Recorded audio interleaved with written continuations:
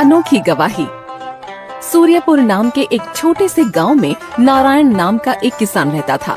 वो अपनी पत्नी गीता व 10 साल के बेटे के साथ अपना जीवन निर्वाह करता था। वो बहुत गरीब था, मजदूरी करके मात्र 2 वक्त का भोजन ही इकट्ठा कर पाता था। एक दिन नारायण की पत्नी गीता उससे बोली, सुनो जी, पहले हम 2 थे, तभी परिवार का गुजारा मुश्किल से हो पाता था। अब तो अमर भी बड़ा हो गया है, इसलिए मैंने एक बात सोची है। तुमने क्या बात सोची है गीता? आज से खेत खलिहानों में मैं भी मजदूरी करने जाया करूंगी। गीता, मैं तुम्हें कोई भी सुख नहीं दे पाया। अपना जीवन तुम्हें गरीबी में ही बिताना पड़ा। दुखी क्यों होते हो जी? सुख दुख तो जीवन में आते ही रहते हैं, और फिर हम एक गाड़ी के 2 पहिए ही तो हैं। दोनों को एक समान चलना चाहिए, तभी गृहस्थी की गाड़ी ठीक ढंग से चल पाती है। तुम ठीक कहती हो गीता।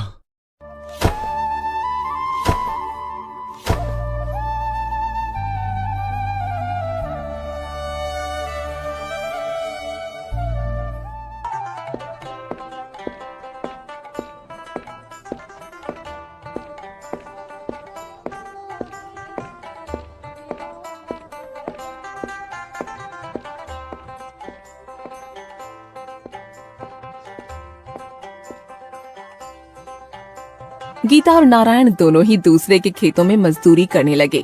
वो खूब लगन से मेहनत करते, लेकिन फिर भी उनकी आमदनी में कोई बढ़ोतरी नहीं होती। 2 समय के भोजन के अलावा वो कुछ भी नहीं कमा पाते। धीरे धीरे अमर भी 12 साल का हो गया। एक दिन फिर से नारायण निराश मन से गीता से बोला, गीता, सब पूर्व जन्मों के पापों का फल है। इतने वर्षों में तो कूड़े के ढेर के दिन भी आते हैं। फिर हमने ऐसा कौन सा पाप किया है जो गरीबी हमसे चिपक कर रह गई है? सब ईश्वर की माया है। अब तो वही हमें आगे का रास्ता बता सकते हैं।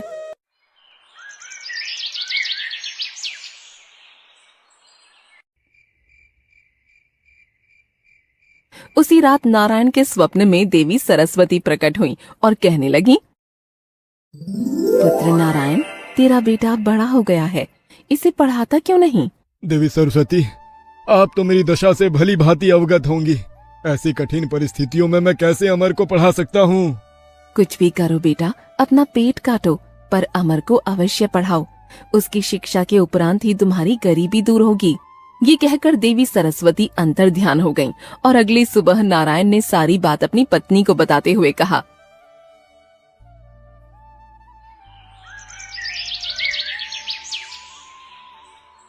गीता, आज रात माँ सरस्वती मेरे सपने में आई थी। वो कह रही थी, अमर को शिक्षा प्राप्त होने के बाद ही हमारी गरीबी दूर हो सकती है।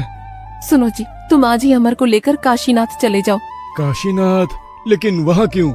काशीनाथ में विश्व गुरु नाम के विद्वान रहते हैं। शिक्षा जगत में उनका बहुत बड़ा नाम है।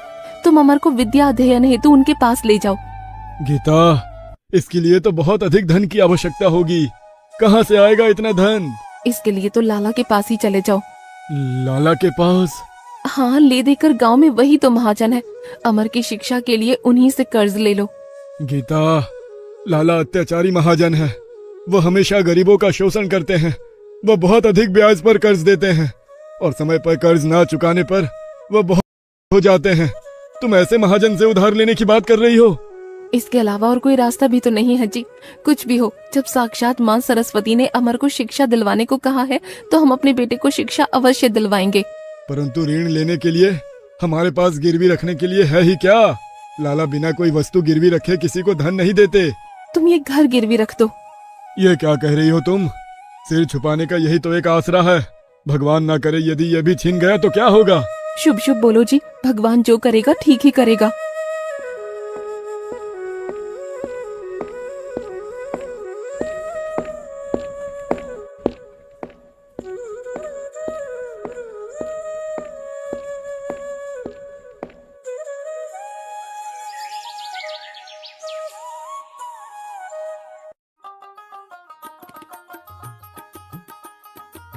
फिर उसी दिन नारायण लाला के घर जा पहुंचा और कहने लगा, राम राम लाला जी।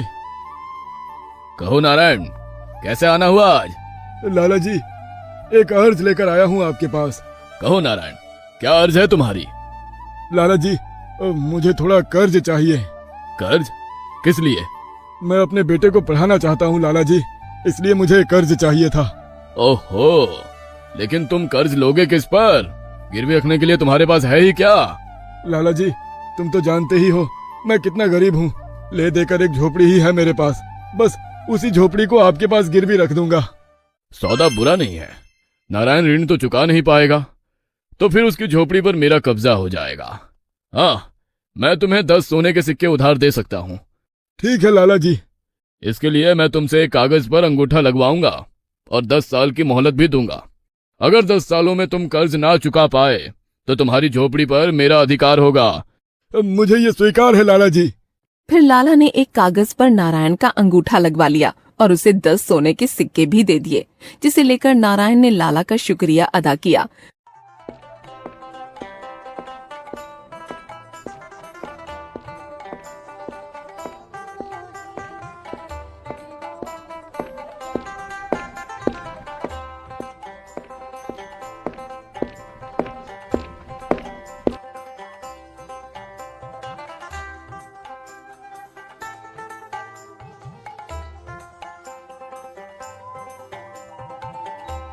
और अपने बेटे अमर को लेकर काशीनाथ के लिए निकल पड़ा।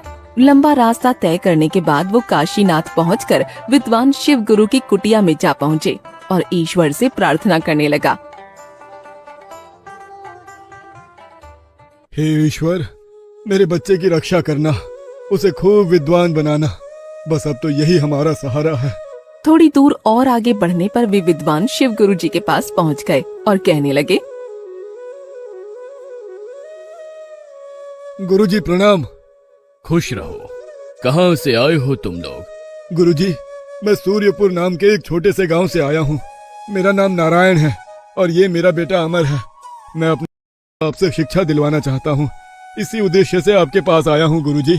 अपने 10 सोने के सिक्कों की पोटली को गुरुजी के सामने रखा और पुनः कहने लगा, इसे स्वीकार कीजिए गुरुजी। क्या है इस थैली में? इसमें 10 सोने के सिक्के हैं गुरुजी। जैसे तैसे इसका प्रबंध कर पाया हूँ, आपको इससे अधिक धन नहीं दे पाऊंगा गुरुजी। मैं बहुत गरीब हूँ, मेरे बेटे को शिक्षा प्रदान करने से मत मना करना। बड़ा भोला व्यक्ति लगता है ये, इसे निराश करना ठीक नहीं है। शांत हो जाओ बेटा, मैं तुम्हारे बेटे को अवश्य पढ़ाऊंगा। वो शिक्षा ग्रहण करने के लिए 10 वर्षों तक आश्रम में ही रहेगा, तभी उसकी शिक्षा पूर्ण हो पाएगी। ठीक है गुरुजी। नारायण ने अपने बेटे अमर को गुरुजी के पास ही छोड़ दिया और वो वापस अपने घर लौट आया। गुरुजी ने अमर को शिक्षा प्रदान करना आरंभ कर दिया। धीरे धीरे 10 वर्ष बीत गए और अब अमर भी बड़ा हो गया। एक दिन गुरुजी ने अमर को अपने पास बुलाकर कहा,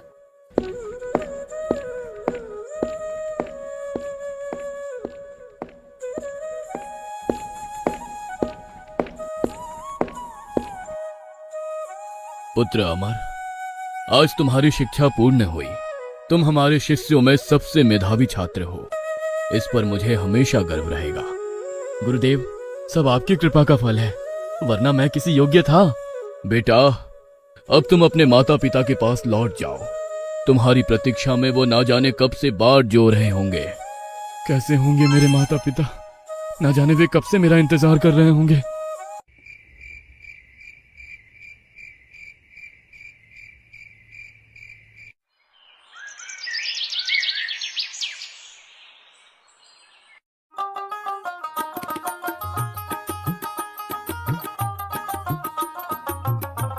अगले ही दिन अमर लंबा रास्ता तय करके अपने गांव जा पहुंचा और अपनी झोपड़ी देखकर सोचने लगा, कितना सुंदर दृश्य है।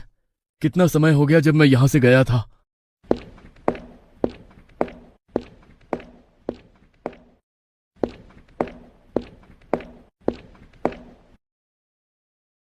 कौन हो तुम और अंदर क्यों घुसे चले आ रहे हो? प्रणाम पिताजी, मैं हूँ अमर, आपका बेटा। अमर बेटा, तुम्हारी शिक्षा पूरी हो गई? जी पिताजी, गुरुजी की आज्ञा से ही मैं घर लौटा हूँ। अरे गीता, कहाँ हो तुम? यहाँ आओ, जल्दी देखो, हमारा बेटा शिक्षा पूरी करके लौटा है। तुरंत ही गीता बाहर आ गई और अपने बेटे को देखकर बहुत प्रसन्न हुई। बेटा, मेरा बेटा, देखो तो कितना दुबला हो गया है। तुझे पता भी है मेरे बच्चे, हम दोनों ने तुझे कितना याद किया। मुझे अंदाजा है माँ, मैंने भी आप दोनों को बहुत याद किया। गीता, अब हमारे बुरे दिन बीत जाएंगे। अब हमारा बेटा नौकरी पर लग जाएगा। भगवान करे वो दिन शीघ्र आ जाए। उधर लाला भी सोच रहा था। पूरे 10 वर्ष बीत गए हैं। अब नारायण से 10 सोने के सिक्कों का ऋण चुकाने का तगादा करने का भी समय आ गया है।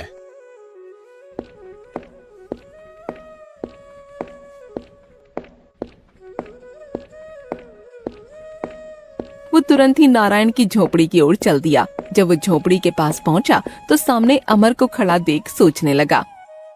तुम अमर हो? हाँ, मैं अमर हूँ। और आप लाला जी? ओ, भूले नहीं तुम मुझे?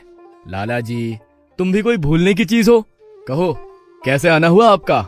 तुम्हारे माता पिता कहाँ है? अमर ने लाला की बात का कोई जवाब नहीं दिया तो लाला का पारा चढ़ गया। वो तुनक कर बोला, बताते क्यों नहीं? तुम्हारे माता पिता कहाँ है? सुनो लाला जी, मेरे पिताजी जिंदा पेड़ों को काटने और मुर्दा पेड़ों को रोपने गए हैं। क्या? हाँ लाला जी, और मेरी माँ हवा बेचने और चांदी खरीदने गई है। लगता है ये अमर आवश्यकता से अधिक पढ़ आया है, तभी ऐसी बातों से मुझे मूर्ख बना रहा है। अमर को धमकाते हुए वह बोला, ये कैसी ऊटपटांग बातें कर रहे हो? मैंने जो पूछा है उसका ठीक ठीक उत्तर दो। मैंने बताया तो लाला जी। सुनो, तुम्हारे पिताजी ने 10 वर्ष पहले ये झोपड़ी गिरवी रखकर मुझसे 10 सोने के सिक्के उधार लिए थे। क्या? क्या लाला जी, सचमुच? हाँ, नारायण ने 10 वर्ष बीतने पर भी वो सोने के सिक्के मुझे वापस नहीं लौटाए हैं। आज मैं अपने सिक्के लेने आया हूँ।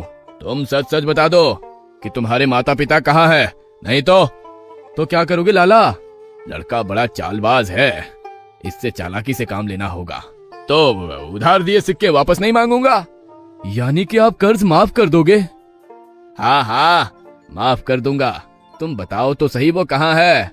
लाला जी, मैं आपकी बात पर कैसे विश्वास करूं भला? मैं पृथ्वी और आकाश को साक्षी बना रहा हूँ। लाला जी, ये दोनों ही बोल नहीं सकते, अतः उन्हें साक्षी नहीं बनाया जा सकता। तो फिर क्या करे? अगर आप किसी जीवित प्राणी को साक्षी बनाए तो मैं मान लूंगा।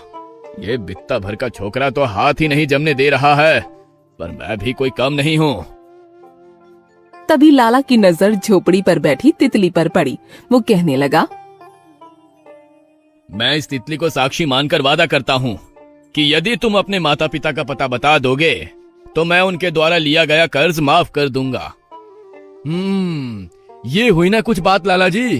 अब सुनो, मैंने कहा था ना कि पिताजी जिंदा पेड़ों को काटने वो मुर्दा पेड़ों को रोपने गए हैं। इसका मतलब है कि वो पेड़ों को काटकर बांध लगाने गए हैं। ओह, तो ये मतलब था तुम्हारा। तुम सचमुच बुद्धिमान हो अमर। अच्छा, अब मैं चलता हूँ। लाला, तूने बहुत से भोले भाले गरीब लोगों को सताया है। अब देख तू मेरे जाल में कैसे फंसता है।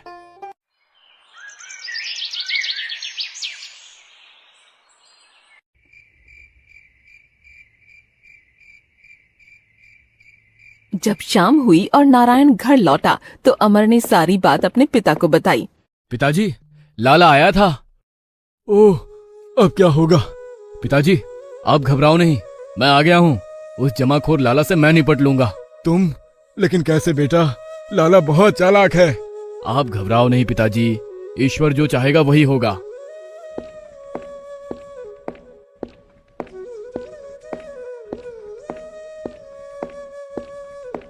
अगले दिन लाला फिर से नारायण के घर आ धमका। उस दिन फिर अमर घर पर अकेला ही था। लाला जी, आज कैसे आना हुआ? अपना उधार मांगने आया हूँ। कहाँ है तुम्हारे माता पिता? लाला जी, तुम किस उधार की बात कर रहे हो जो कल तुमने माफ कर दिया था? माफ किया था? तुम झूठ बोल रहे हो। कल ही तो आपने कर्ज माफ करने की बात कही थी। मैं महाराज के दरबार में शिकायत लेकर जाऊंगा। हाँ, उसी दिन लाला दरबार में पहुंच गया और महाराज से कहने लगा, महाराज की जय हो, मेरा न्याय कीजिए महाराज। अरे लाला, तुम? भला तुम्हें कौन परेशान कर सकता है? महाराज, गांव के ही नारायण ने मुझसे 10 वर्ष पूर्व 10 सोने के सिक्के लिए थे, लेकिन अब मांगने पर उसका धूर्त बेटा उल्टा बोलता है। मंत्री जी, तुरंत नारायण और उसके बेटे को महल में बुलाया जाए। महाराज के आदेश पर तुरंत नारायण और अमर को बुलाया गया तो महाराज ने नारायण से प्रश्न किया, नारायण, ये क्या मामला है? क्षमा कीजिए महाराज, पिताजी की तरफ से मैं पैरवी करूंगा। कहो, क्या कहना चाहते हो? महाराज, ये सच है कि 10 वर्ष पूर्व मेरे पिताजी ने लाला जी से धन उधार लिया था। तो उसे लौटाते क्यों नहीं हो? महाराज, कल लाला जी हमारे घर आए थे तो उन्होंने मुझसे कर्ज माफ करने का वादा किया था। फिर कर्ज मांगने का तो सवाल ही पैदा नहीं होता। यह झूठ बोल रहा है महाराज, मैं कल इसके घर गया ही नहीं था। अमर, क्या अपनी बात सिद्ध करने के लिए तुम्हारे पास कोई प्रमाण है? तब अमर ने कल का सारा किस्सा महाराज को सुनाया तो उन्होंने कहा, ओ, तो एक तितली है तुम्हारी गवाह? जी महाराज, वो तितली ही एकमात्र गवाह है। अमर, यह दरबार है, किसी नाटक का दृश्य नहीं जो तुम मनगढ़ंत कहानी बताओगे। मैं सच कह रहा हूँ महाराज, कल लाला जी ने अपनी नाक पर बैठी तितली को गवाह बनाया था। यह झूठ बोल रहा है महाराज, कल जब मैं इसके घर गया था तो तितली झोपड़ी पर बैठी थी। अरे अरे, ये मैंने क्या कह दिया, अपने ही खिलाफ गवाही दे दी। लाला, अब तो तू मेरे शब्द जाल में फंसी गया। लाला, इस बात से यह सिद्ध होता है कि अमर सच और तुम झूठ बोल रहे हो। अब नारायण तुम्हें 1 भी रुपए कर्ज नहीं चुकाएगा। मुझे माफ कर दीजिए हुजूर, जो मैंने आपसे झूठ बोला। लाला, तुम अपना धंधा चलाओ, लेकिन ईमानदारी से। दोबारा झूठ और फरेब से काम किया तो तुम्हें बंदी गृह में डलवा दूंगा। जी महाराज, दोबारा ऐसी गलती नहीं होगी। दरबार समाप्त होने पर सभी अपने अपने घर जाने लगे तो महाराज ने अमर को रोक कर कहा, अमर, मैं तुमसे बहुत प्रसन्न हूँ। तुम्हारी सूझबूझ ने तुम्हें कर्ज चुकाने से बचा लिया। क्या तुम मेरी एक बात मानोगे? अवश्य महाराज, आप बस आदेश दीजिए। मैं जानता हूँ तुम शिक्षा ग्रहण करके आए हो और बहुत बुद्धिमान हो। तुम्हारी जगह तो मठों में विद्वान की है, किंतु मैं चाहता हूँ कि तुम राज दरबार में रहकर न्याय मंत्री का पद संभालो। क्या तुम्हें यह मंजूर है? अवश्य महाराज, ये तो मेरे लिए सौभाग्य की बात होगी। राजसराय में तुम्हारे रहने व खाने पीने की व्यवस्था कर दी जाएगी। तुम कल से ही दरबार में शामिल हो सकते हो। जैसी आपकी आज्ञा महाराज। इस तरह अमर की